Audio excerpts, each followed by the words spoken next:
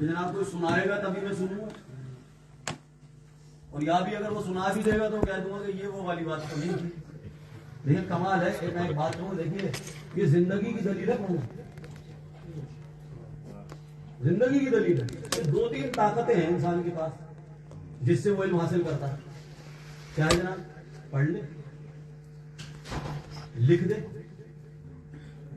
سن لے یا بول لے، یہ ہم چاہتے ہیں۔ اور بھی ہوں میں جنرلی بات کر رہا ہوں کہ بھائی یا تو پڑھ لے گا یا کسی کو بات کہہ دے گا یا سن لے گا، لیکن جب تک زندہ ہے، جب تک پڑھ سکتا ہے، بول سکتا ہے، سن بھی سکتا ہے، لکھ بھی سکتا ہے۔ یہ چاروں طاقتیں ہیں اس کے پاس۔ علم ایکسچینج کرنے کے انسان کے پاس جو چار میڈیم ہیں وہ کیا ہیں؟ یہی ہیں کہ یا سن لے گا یا پڑھ لے گا یا کہہ دے گا یا لکھ دے گا، یہی ہے نا۔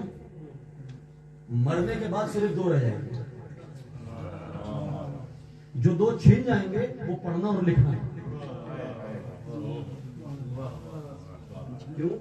دلیل رکھتا ہوں جناب، جب لٹایا جاؤں گا نا قبر میں تو کندھا پکڑ کے کوئی کہے گا اسما افہم، اب سن لے سمجھ لے۔ پڑھنے پر محمد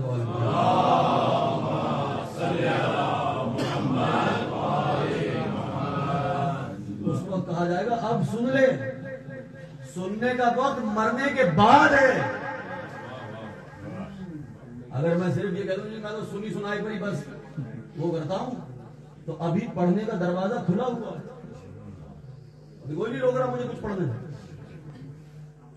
اگر جا کے یہ کہوں گا کہ میں نے تو کبھی سنا ہی نہیں تھا یہ بات، تو یہی جواب دیا جائے گا حکم سننے کا بعد میں تھا، پہلا حکم تھا پڑھوں۔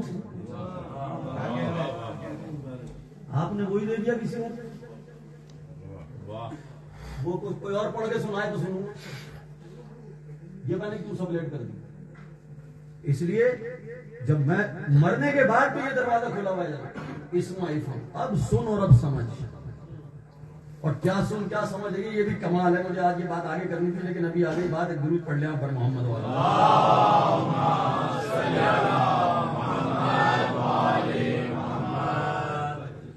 لٹا کے کہا جائے گا بھائی سن اور سمجھ، اور اس کے بعد کیا کہا جائے گا؟ پوری تلقین جو مومن کی تلقین کہا جائے گا جناب وَأَنَّ الْمَوْتَ حَقٌّ، اب مرے ہوئے کو بتا رہا کہ یہ جو موت ہے یہ حق ہے۔ وَسَوَالًا مُنْكِرًا وَنَكِيرًا حَقٌّ، اب سن لے سمجھ لے، اب سمجھ لے، موت حق ہے، منکر اور نکیر کا سوال حق ہے، وَالصِّرَاطُ حَقٌّ، اور یہ صراط حق ہے، وَالْمِيزَانُ حَقٌّ، میزان حق ہے۔ میں سن رہا ہوں، اب سن رہا ہوں، اب سمجھ میں بھی آ رہا۔ اب دیکھیے اس وقت کیا کیفیت ہوگی، جو آج نہ سمجھے وہ اس وقت کیا سمجھے گا، جو آرام سے نہ سمجھے وہ اس حالت میں کیا سمجھے گا۔ لیکن اللہ پھر بھی حجت تمام گا کہ جناب اب بھی سن کے سمجھ لیں کہ یہ سب حق ہے، موت حق ہے، سوال منکر و نکیر کے حق ہے، صراط حق ہے، میزان حق ہے۔ میں سوچتا ہوں جناب کہ جو واقعی مومن ہو جب یہ سنے گا کتنی خوشی ہوگی اس کو۔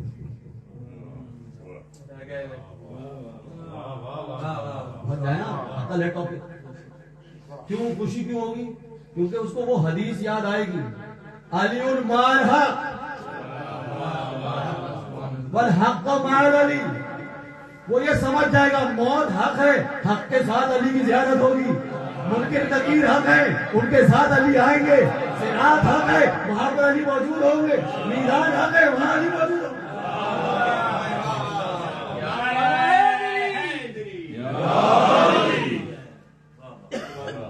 وہ خوش ہوگا کہ جو جو مشکلیں بتا رہے ہو اسی عین جگہ مشکل کشا موجود ہوگا، اسی عین جگہ ہوگی۔ اسی علی نے کہا تھا جو حدیث میں بار بار کوٹ کر رہا ہوں کہ ایک صلاحیت کسی میں دیکھوں گا اس کو اپنے شیعوں میں لکھوں گا۔ اگر اس جگہ پر علی سے مدد چاہیے تو علی نے صرف ایک ڈیمانڈ کی، صرف ایک ڈیمانڈ، جس کو دیکھوں گا کہ اس میں عقل کا جوہر ہے اس کو اپنے شیعوں میں لکھوں گا۔ جس نے عقل کو استعمال کیا عقل تو سب کو بھی ہمیں انسان بنا دیا اللہ. جس نے عقل کو استعمال کیا دین کے لیے، کیونکہ بولا گیا جس کے پاس عقل نہیں ہے اس کے پاس دین نہیں ہے، جس کے پاس دین نہیں ہے اس کے پاس امن و سکون نہیں ہے. تو عقل سے لے کر سکون تک پہنچنا، علی نے صرف اس کو کہا ہے کہ جناب اس کے علاوہ ہر شخص مردہ ہے. علی کی نگاہ میں درود پڑھ لیں آپ پر محمد وعلیہ محمد.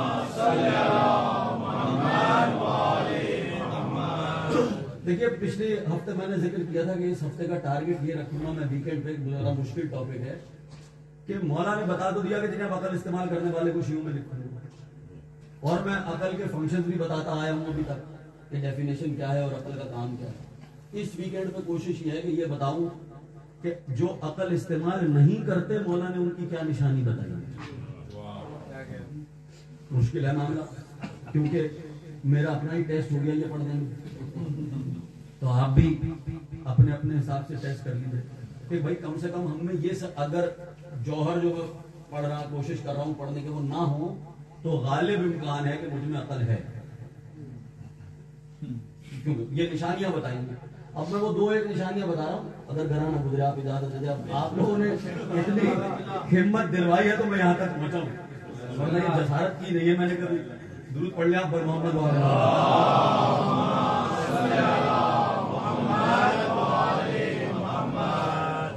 اب دیکھیے پہلا یہ قول مجھے جو ملا نا وہ بہت ہی جسے اگر محسوس کرے آدمی تو ضمیر ہلا دے، جس میں مولا فرماتے ہیں کہ رضا کا عن نفس کا، تمہارے نفس سے راضی ہونا. غور کیجیے، بس 5-6 منٹ کی زحمت اور ہوگا بس.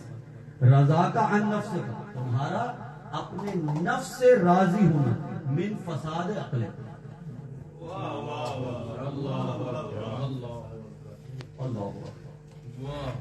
اور یہ 1 منٹ لے لیں، اپنے آپ سے اپنے نفس سے تمہارا راضی ہونا، من فساد عقل، یہ تمہاری عقل کا فساد ہے، بولپا ہے، یہ عام زبان میں میڈنس ہے. جتنا تم اپنے نفس سے راضی ہو، اپنے آپ سے جتنا راضی ہو، وہ تمہاری عقل کی کمی کی وجہ سے. اب میں اپنی حالت دیکھوں تو میں پوری دنیا میں اگر سب سے زیادہ اللہ سے بھی زیادہ اگر کسی سے راضی ہوں نا تو وہ میں اپنے آپ سے راضی ہوں. سوری ٹو، یہ تو میں نے فور گرانٹیڈ رکھا کہ غلط اگر کوئی ہے تو وہ دوسرے، میں تو بالکل صحیح. یہ میری یہاں سے تو میں بات شروع کرتا، یہ لیول ہے 3. دیکھیے ایک لیول کیا ہے، بلکہ میں نے غلط کہا، میں نے مبالغہ کیا اپنی سچویشن میں اس سے 1 اسٹیپ آگے، 3 اسٹیپ. پہلا اسٹیپ ہے ابلیس کا، دوسرا اسٹیپ ہے یعنی پیچھے سے بتا رہا ہوں نا، سب سے آگے نہیں سب سے پیچھے. پھر دوسرا اسٹیپ ہے خود سے راضی ہونا، اور تیسرا اسٹیپ یعنی سب سے آگے جو مولا کی نگاہ میں ہے وہ یہ کہ خود سے راضی نہ ہونا. تو ابلیس کا لیول کیا ہے؟ ابلیس کا لیول ہے انا خیر منہ،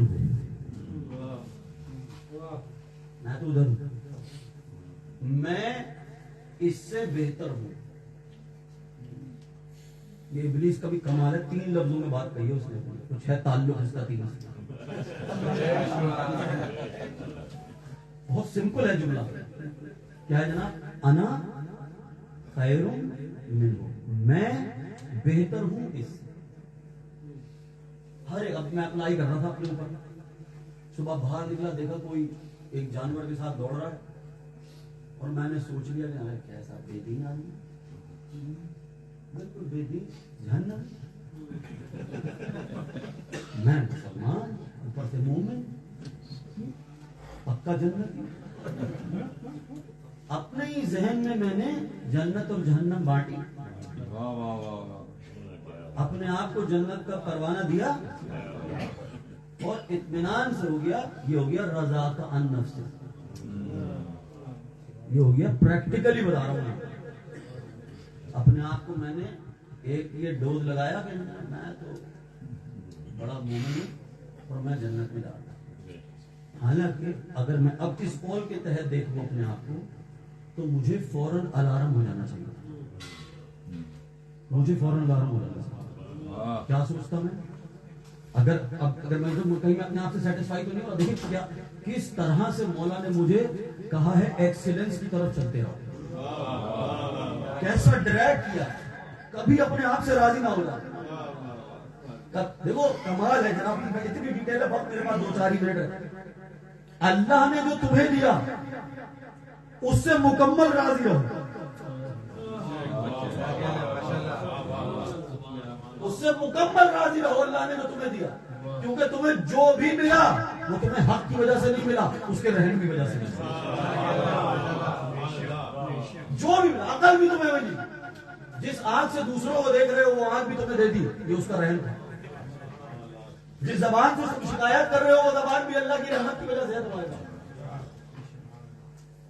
تو جو اللہ نے دیا اس سے مکمل راضی رہو, اور جو تم نے کیا اس سے کبھی راضی نہ رہنا.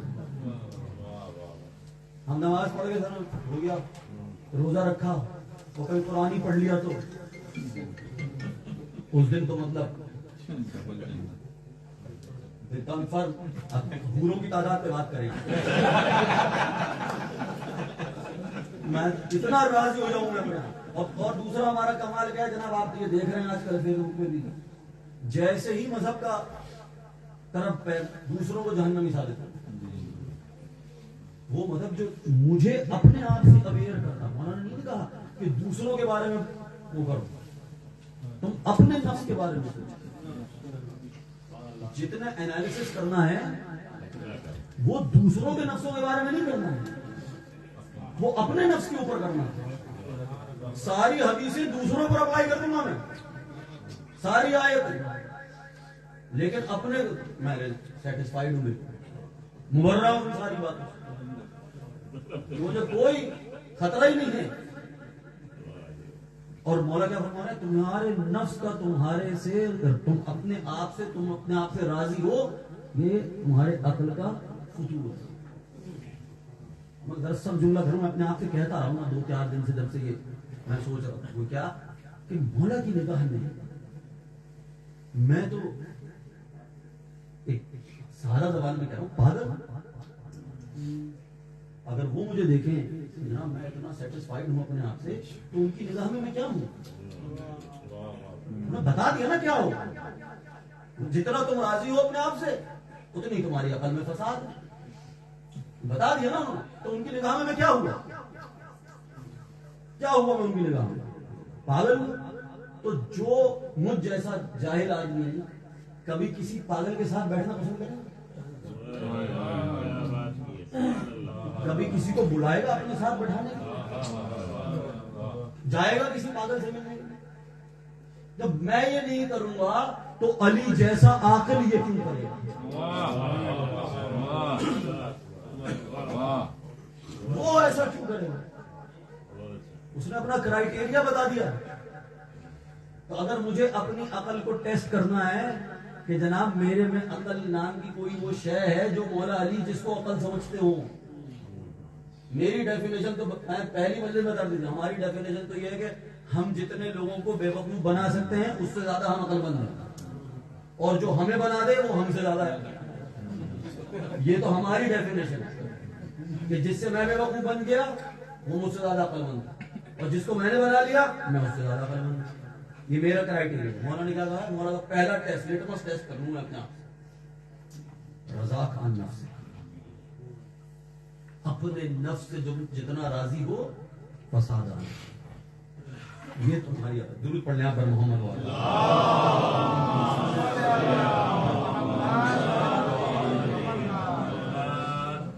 اور دیکھیں 2-1-4 اور میں بتا دوں اور اس کے بعد بس مسائل بیان کر دوں. اسی ہیڈنگ کے اندر مولا فرماتے ہیں کسی کی جہالت ثابت کرنے کے لیے اتنا کافی ہے کہ اس کے بارے میں یہ پتا چل جائے کہ وہ خود سے راضی ہے. تو عاقل بھی نہیں ہے اور جاہل بھی. اور اس کے بعد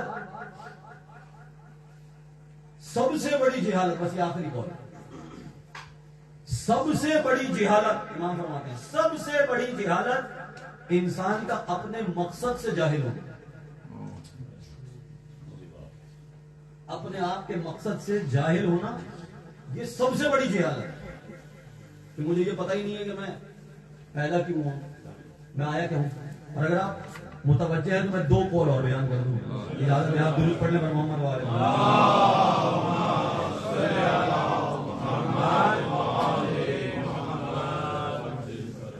اور امام فرماتے ہیں، دیکھیے میرا ٹاپک وہی ہے عقل، علم اور دین. اب علم کے بارے میں فرماتے ہیں بدترین علم وہ ہے، بدترین علم، عقل میں نے بتا دی عقل کی خرابی، علم کی خرابی بتا رہا ہوں. بدترین علم وہ ہے جس پر عمل نہ کیا جائے، وہ میرے خلاف حجت ہے. پرابلم یہ ہے، دیکھیے ایک تو وہ جائے گا جس کو پتہ ہی نہیں، جس کو پتہ ہی نہیں چلا، مثال کے طور وہ تو جاہل ہے بیچارہ، حالانکہ اس کے پاس بھی ایکسکیوز نہیں ہے حاصل کیوں نہیں کیا، روک کون رہا، لیکن چلے اس کے بعد پھر بھی ایک ایکسکیوز ہے کہ مجھے پتہ ہی نہیں تھا، مثال کے طور یا مجھے غلط بات پتہ چلی، ایک ایکسکیوز ہے. لیکن جس کو پتا ہو کہ کرنا کیا اس پر اس نے عمل نہیں کیا، یہ عمل خود اس کے خلاف حجت ہے. مولانا ایک قول ہے کہ جس نے عمل علم ہوتے ہوئے عمل نہیں کیا اس نے علم سے تماچا کھایا، کیونکہ وہ ہونا علم کا اس کی سب سے بڑی وبال ہے.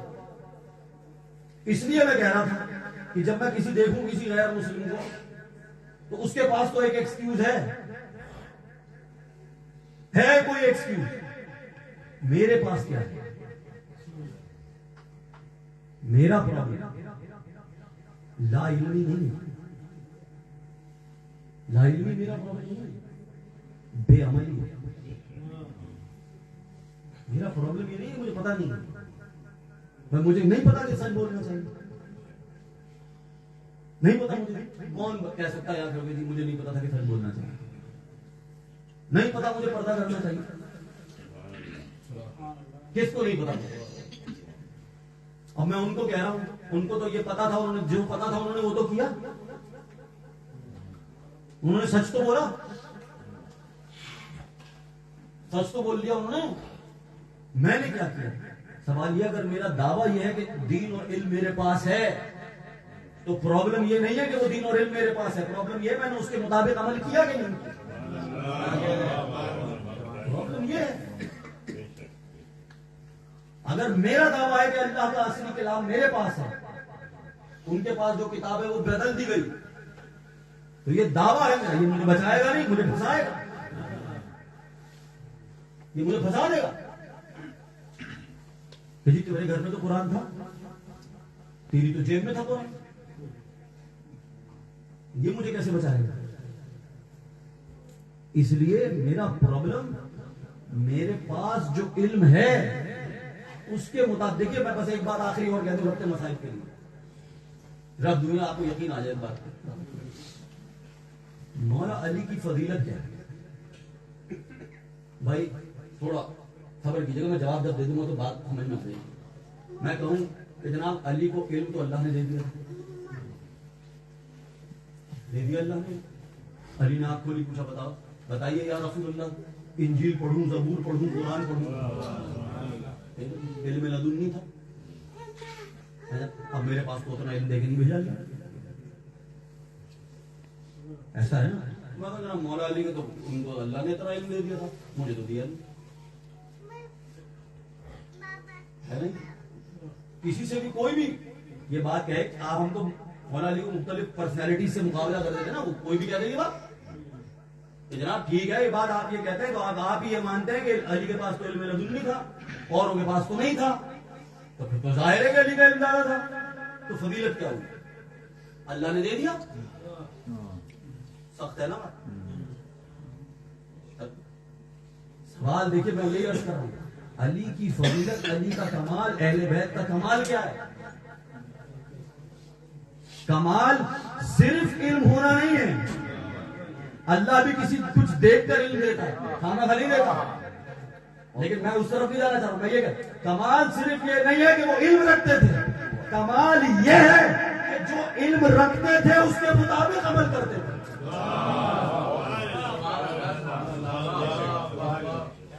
اس کے مطابق عمل کرتے تھے. مولانا کا قول ہے کہ اگر علم تمہیں ملا اور تم نے اس کے مطابق عمل نہیں کیا تو علم تمہارے پاس سے چلا جائے. ایک اور قول میں عرض کروں, اللہ فرماتے ہیں علم حاصل کرو پھر اس پر عمل کرو تاکہ اس کے اہل بن جاؤ.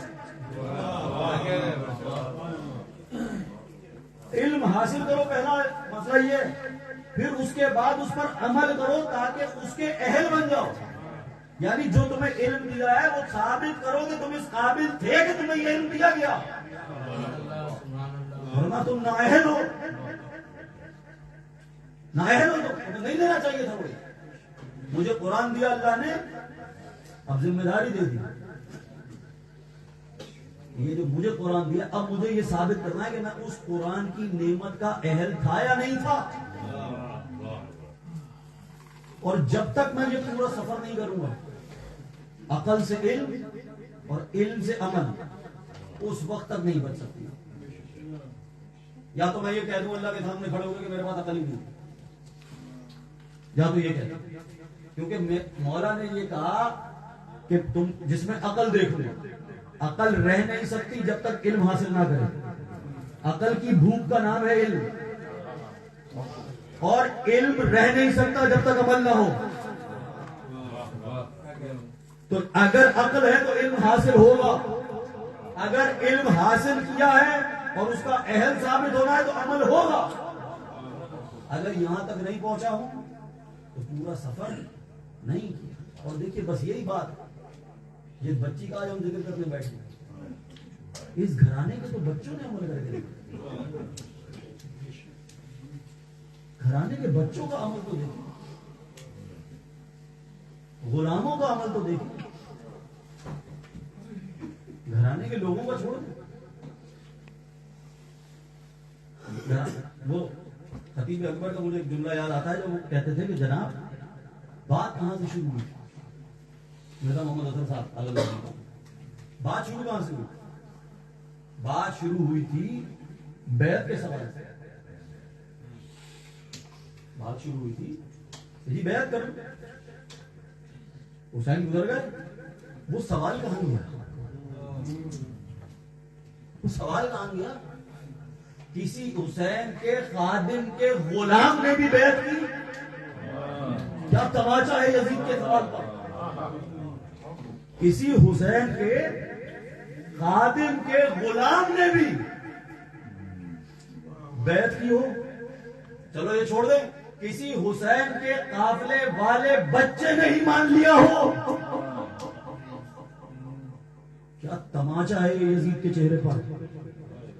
وہ سوال ہی ختم ہو گیا.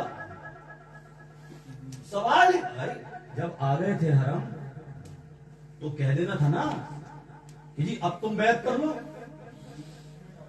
سوال تو اپنی جگہ پہ رہنا چاہیے تھا. امام حسین کے چہرے کے ساتھ سر اقدس کے ساتھ بدتمیزی کر رہا ہے. بیٹے سے یہ کیوں نہیں کہا کہ تیرے باپ نے نہیں کی بیعت, دیکھ میں نے کیا کیا, تم بیعت کر لے. اس سوال کرنے سے ڈر جائے. کمال دیکھا کہ تماشا ایسا ہو کہ جو اپنا سوال ہی بھول جائے. کسی بچی تک سے نہیں کہہ سکا کہ تم بیعت کر لو. اللہ اکبر. یہ 4 سال کی بچی, 4 سال کی بچی, پھول جیسے چہرے پر. کتنے تماچے مارے گئے نہیں مارے, کوئی نہیں بتا سکتا کتنے گن کر کے کتنے تماچے درے مارے گئے. دیکھیے جب سوچتا ہوں نا میں تو مجھے اس بچی کے دنیا سے گزر جانے پر حیرانی نہیں ہوتی. مجھے اس بات پر حیرانی ہوتی ہے کہ یہ بچی اتنے دن زندہ رہی, اتنی مصیبتوں کے بعد اتنے دن یہ بچی بچی کیسے. اتنی سخت ایک ایک قدم پر سلام ہو خدا کی قسم، جو کربلا سے کوفہ سے شام تک اٹھایا گیا، اور بس یہ بچی جب قید کر دی گئی، پہلے جو زندان تھا وہ اوپن ٹو ایئر تھا، کھلا ہوا تھا، بعد میں اہل حرم کو ایک کوٹھڑی میں بند کیا گیا۔ بچی شام کو دیکھتی تھی پرندے اپنے گھروں کو واپس جا رہے، عورتوں سے پوچھتی تھی بھوپی جان یہ پرندے کہاں جا رہے ہیں؟ کہتی تھی بچی یہ اب اپنے گھروں کو واپس جا رہے ہیں۔ کیا تڑپ کر پوچھتی ہوگی بچی، بھوپی جان ہم اپنے گھر کو کب اپنے گھروں کو واپس کب جائیں گے؟ اور بتائے اس بچی کو کہ بچی تو اب اپنے گھر واپس نہیں جائے گی، تو یہی دفن کر دی۔ روایت ابھی پڑھی جا رہی ہے کہ بچی نے خواب میں دیکھا کہ ابھی بابا آئے تھے، بچی سوتے سے اٹھی رونا شروع ہو گئی، ابھی میرا بابا یہاں آیا تھا، ابھی مجھے پیار کر رہا تھا، سب نے سمجھایا نہیں سکینا میرا بابا شہید کر دیا گیا بیٹی۔ کہا نہیں بھوپی جان، ابھی بابا میرے پاس آئے تھے، مجھ سے کہہ رہے تھے سکینہ تو میرے سینے پر سو جا، بچی نہیں مانتی، روتی جاتی، یہاں تک کہ یزید کو بتایا گیا، یزید نے کہا لے جاؤ حسین کے سر کو دے کے دے دو۔ پھر میں سوچتا ہوں جب سر آیا ہوگا بچی کے پاس، جب عورتوں نے دوبارہ اس سر کو دیکھا ہوگا، وہ رخصت یاد آئی ہوگی، وہ وصیتیں یاد آئی ہوگی، کبھی میرے ذہن میں یہ خیال آتا ہے کہ بچیاں جب باپ کو دیکھتی ہیں تو جو ان پر گزرتی ہے وہ بتاتی جاتی ہے، بابا میرے تماچے مارے گئے، بابا مجھے دربار میں کھڑا کر دیا گیا، بابا میرے درے مارے گئے بابا۔ اور یہاں بچیاں باپ کا زخم دیکھتی ہے نا تو اپنی کہانی بھول جاتی، پر باپ سے پوچھتی ہوگی بابا آپ کے دانت کیسے توڑ دیے گئے، آپ کے سر کے ساتھ کیا ظلم کیا گیا، نہ جانے کیا باتیں کرتی رہی ہوگی بچی، باتیں کرتے کرتے روتے روتے یہاں تک کہ بچی کا لگا کہ سو گئی، یہاں تک کہ سو گئی۔ پھوپھی نے سوچا سکینہ سو گئی ہے، اللہ اکبر، بس جب سپاہیوں نے کہا سر واپس کرو، پھوپھی نے چاہا آرام سے بھائی کے سر کو لے کر سکینہ سے الگ کر دیا جائے، پر سکینہ کا سر کا ڈھڑکنا تھا۔ پھوپھی نے آواز دی سجاد دیکھو بیٹا، سجاد آگے بڑھے، ارے سلام ہو اس امام پر جو اپنے باپ کو دفنا نہ سکا اور اپنی بہن کو اس حالت پہ دفنایا کہ ناز کفن دے سکتا تھا، ہاتھوں پہ ہتھکڑیاں تھی، بھائی نے کہا انا للہ و انا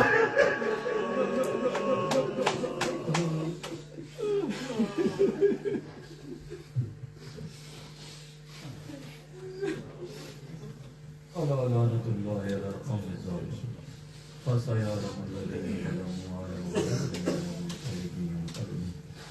بارے رہا تجھے تیری ذات والا صفات کا واسطہ، تجھے تیری عظمتوں کرامتوں عزتوں رحمتوں آیتوں برکتوں کا واسطہ محمد اور آل محمد کا واسطہ، شہدائے کربلا و پیران کربلا کا واسطہ، عمل خیر کی توفیق ہمارے تمام رشتہ داروں دوستوں استادوں تمام شیعہ اہل کردار کے تمام اگلے اور پچھلے گناہوں کو معاف فرما، تعجیل فرما، ظہور قائم آل محمد میں ہم سب کو ان کا انتظار کرنے والوں اور نصرت کرنے والوں میں شامل فرما۔